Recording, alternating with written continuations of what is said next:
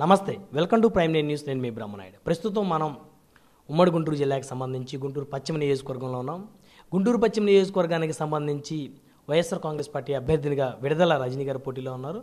అదేవిధంగా తెలుగుదేశం పార్టీ తరపు నుంచి పిడుగురాల మాధవి పోటీలో ఉన్నారు. అయితే ఇద్దరు బీసీ మహిళలు అయినప్పటికీ కూడా ఇక్కడ వారి భర్తలు ఇద్దరు కూడా అగ్రకులానికి సంబంధించినటువంటి నేతలుగా ఉన్నారు. అయితే వారిద్దరి మధ్య ఉన్నటువంటి ఆ పోరు ఏదైతే ఉందో కమ్మ వర్సెస్ కాపు ఆధిపత్య పోరుగా గుంటూరు పశ్చిమ నియోజకవర్గంలో మారిన పరిస్థితులు అయితే స్పష్టంగా కనపడుతుంది. దానికి సంబంధించి గుంటూరు జిల్లాకి సంబంధించి సీనియర్ కాపు నాయకులుగా ఉన్నటువంటి బాలిశెట్టి విజయ్ గారు మనతో ఉన్నారు. ఆయనతో మాట్లాడే ప్రయత్నం చేద్దాం. నమస్తే విజయ్ గారు. నమస్కారం అండి.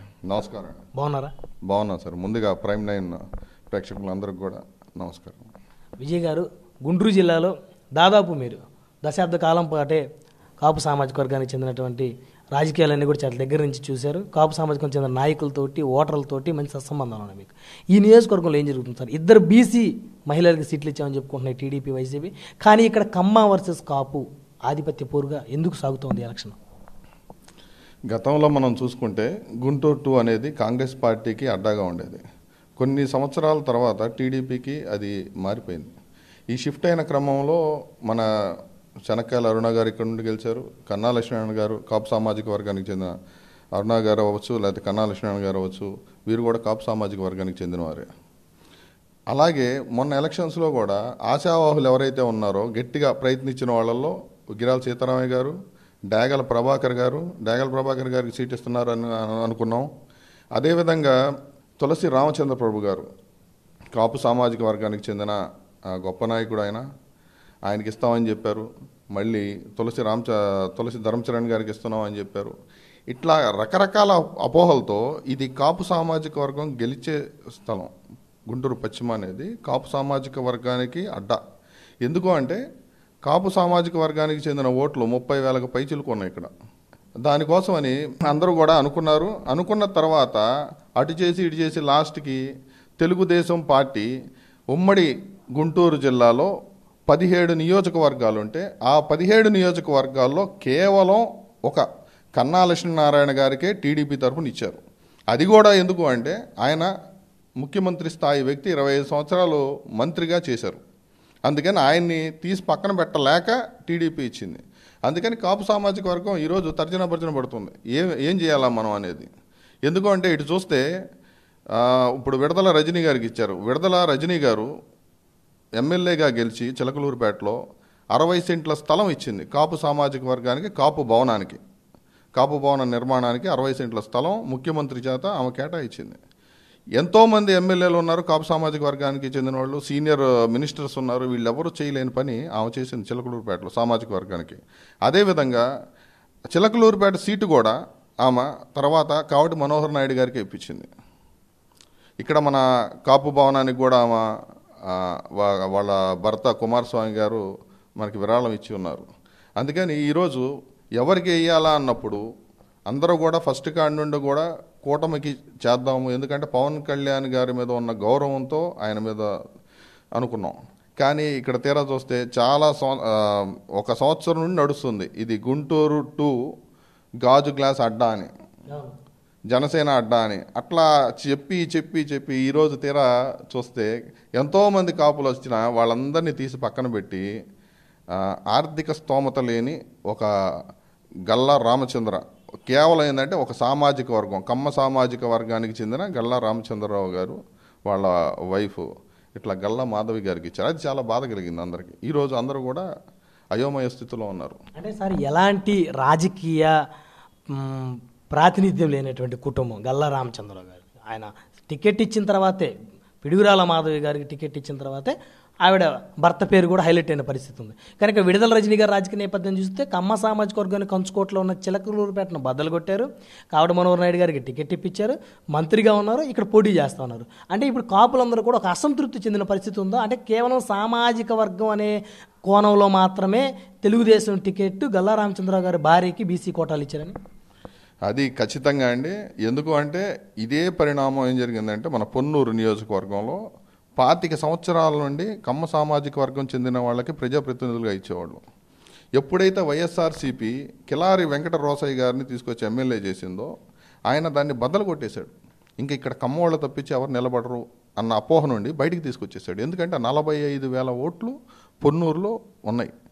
అదే విధంగా గుంటూరు 2 టౌన్ కూడా ఎప్పటి నుండో కాపు సామాజిక వర్గానికి అధిక ఓట్లు ఉన్నాయి ఇక్కడ, అన్నీ ఉన్నాయి ఇక్కడ. కానీ వీళ్ళు ఎంతసేపటికి కూడా అన్ని చిలకలూరిపేటలో ఆమె గట్టిగా చేసింది, ఎమ్మెల్యేగా శాసనసభ్యురాలుగా ఆమె ప్రూవ్ చేసుకుంది.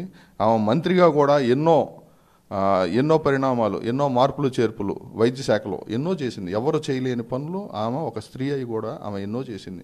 అదే సూపర్ స్పెషాలిటీ హాస్పిటల్స్ ఎవరు ఊహించలా, అసలు ఎవరు ఊహించలా. ముఖ్యమంత్రి గారి తర్వాత అంత పేరు తెచ్చుకున్న వాళ్ళు ఎవరైనా ఉన్నారు అంటే కేవలం విడదల రజనీ గారే. ఒక బీసీ మహిళ అయి కూడా ఆమె ఉన్నత చదువుకొని అంత చేసింది. అదేవిధంగా ఈ సైడ్ చూసుకున్నట్టయితే మనం గల్లా రామచంద్రరావు గారు బ్యాంకులకి టోపీ పెట్టి, ఒక బ్యాంకులకి 2-3 సార్లు ఐపీలు పెట్టి, వీళ్ళు ఎటువంటి రాజకీయ నేపథ్యం లేదు, అసలు ఎలాగ ఎలక్షన్ చేసుకోవాలో తెలియదు. వీళ్ళు వచ్చి విడదల రజనీ వాళ్ళు అన్ని పార్టీల వాళ్ళని 1-4 సార్లు కలుస్తూ ఉన్నారు. ఇక్కడ ఇంత మటుకు కూడా ఒక కాపు సామాజిక వర్గానికి చెందిన నాయకుల్ని వాళ్ళని రావటం కానీ, కలవటం కానీ, సలహాలు తీసుకోవటం కానీ అట్లాంటివి ఏం లేవు. అదేవిధంగా అన్ని ఇతర కులాల వాళ్ళని కూడా కలవాలా, కలుపుకోవాలా. ఈ నేపథ్యంలో ఏంటంటే రజనీ గారి స్పీడు, ఆమెకున్న నిజాయితీ నిబద్ధతతో పోల్చుకున్నప్పుడు ఇక్కడ గల్లా మాధవి గారు గురించి కొంచెం అందరూ కూడా ఆలోచిస్తున్నారు. ఎందుకంటే అందరికి కూడా మనసులో ఉంది, పవన్ కళ్యాణ్ గారు చెప్పారు కాబట్టి ఇటు చెయ్యాలని.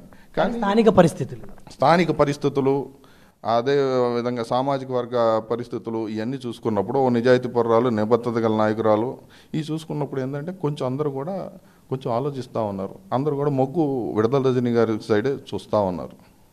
అన్ని సామాజిక వర్గాలు కూడా, మేమందరం కూడా అనుకుంటుంది విడదల రజనీ గారు భారీ మెజారిటీతో గెలుస్తారని అనుకుంటున్నాం. కానీ బాలిశెట్టి విజయ్ గారు, విడుదల కుమారస్వామి గారు అంటే పురుషోత్పట్నాన్ని సంబంధించినటువంటి విడుదల కుటుంబానికి ఒక మంచి రాజకీయ ప్రాముఖ్యత కూడా ఉంది వాళ్ళకి. ఆ కుమారస్వామి గారు గుంటూరులో రాజకీయం మొదలుపెట్టిన తర్వాత నెల రోజుల్లోనే పూర్తిగా గుంటూరు రాజకీయ ముఖ చిత్రం కూడా మారిన పరిస్థితులు చాలా స్పష్టంగా కనిపిస్తున్నట్లు ఉన్నాయి. ఏమంటారు సార్? అంటే ఇక్కడ ఏమైందంటే విడదల రజనీ గారు ఇక్కడ బీసీ ఉద్యమాల్లో ఎన్నో ఉద్యమాలు, ఆమె పార్టీలోకి రాకముందు బీసీ సంఘంలో బాగా యాక్టివ్గా ఎన్నో పనులు చేసింది. గుంటూరు జిల్లాలో ఎన్నో ప్రోగ్రామ్స్ చేసింది ఆమె. అన్ని సామాజిక వర్గాల్లో బీసీల్లో ఉన్న 136కు పైగా కులాల్లో ఆమె చైతన్యం తీసుకొచ్చింది.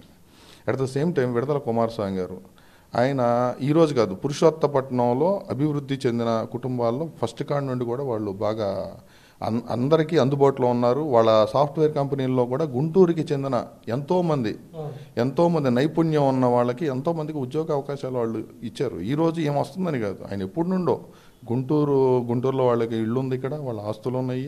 వాళ్ళ గారి పార్టీ ఆఫీస్ ఏదైతే గతంలో విడుదల కుమారస్వామి గారి సాఫ్ట్వేర్ కంపెనీ అని కూడా చెప్తాం. సాఫ్ట్వేర్ కంపెనీ, ఆ కంపెనీలో ఎంతో మందికి ఉద్యోగాలు ఇచ్చారు. చిలకలూరుపేట వాళ్ళకే కాదు, గుంటూరు వాళ్ళే ఎక్కువ మంది ఉన్నారు దాంట్లో చూసుకుంటే. అలాగే శ్రీనివాసరావుపేట చూసుకుంటే విడదల వాళ్ళు ఒక 50-60 కుటుంబాల దాకా విడదల వాళ్ళు ఉన్నారు.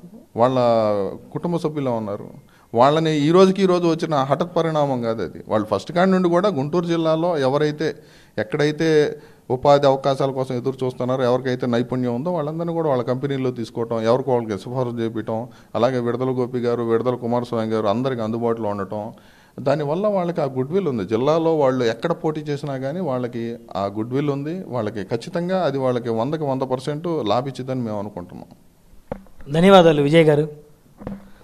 మరి చూశారు కదా, మొత్తానికి చూస్తే ఉమ్మడి గుంటూరు జిల్లాలో కాపు సామాజిక వర్గానికి ప్రాధాన్యత ఇవ్వలేదు అనేటువంటి ఒక అసంతృప్తి అయితే కూటమి మీద అయితే చాలా స్పష్టంగా కనపడుతూ ఉంది. ప్రత్యేకించి చెప్పాలి అంటే కేవలం ఒక సత్తెనపల్లి నియోజకవర్గం మినహా మిగతా ఏ నియోజకవర్గాల్లో కూడా కాపులు పెద్ద ఎత్తున పోటీ పడినప్పటికీ, అందులో గుంటూరు 2 నియోజకవర్గంలో ఆర్థికంగా బలమైనటువంటి కాపు సామాజిక వర్గం నేతలు తెలుగుదేశంలో పోటీ పడినప్పటికీ కేవలం సామాజిక వర్గం, కమ్మ సామాజిక వర్గం అనేటువంటి ఒకే ఒక్క కోణంలో మాత్రమే ఇక్కడ ఎలాంటి రాజకీయ ప్రాధాన్యత లేనటువంటి గల్లా రామచంద్రరావు గారు భార్యకి ఇక్కడ టికెట్ ఇచ్చారనేటువంటి ఒక అసంతృప్తి పశ్చిమ నియోజకవర్గంలో అన్ని సామాజిక వర్గాలతో పాటు ప్రత్యేకంగా కాపు సామాజిక వర్గంలో కూడా అసంతృప్తి పెద్ద ఎత్తున రగులుతూ ఉందనే అనేటువంటి ఒక అభిప్రాయాన్ని సీనియర్ కాపు నాయకులుగా ఉన్నటువంటి బాలిశెట్టి విజయ్ గారు వ్యక్తం చేశారు. సో ఈ పరిణామాలన్నీ కూడా గమనిస్తే గుంటూరు తూర్పు నియోజకవర్గానికి సంబంధించి అటు వైఎస్ఆర్సీపీ ఏ విధంగా స్ట్రాంగ్గా ఉందో గుంటూరు పశ్చిమ నియోజకవర్గంలో కూడా వైఎస్ఆర్ కాంగ్రెస్ పార్టీ అంతకన్నా స్ట్రాంగ్గా ఉండే పరిస్థితుల్లో ఇక్కడ పార్టీల కంటే ముఖ్యంగా విడదల కుమారస్వామి భారీగా ఉన్నటువంటి విడదల రజనీ గారి గెలుపుకే కాపులు పెద్ద ఎత్తున మొగ్గు చూపే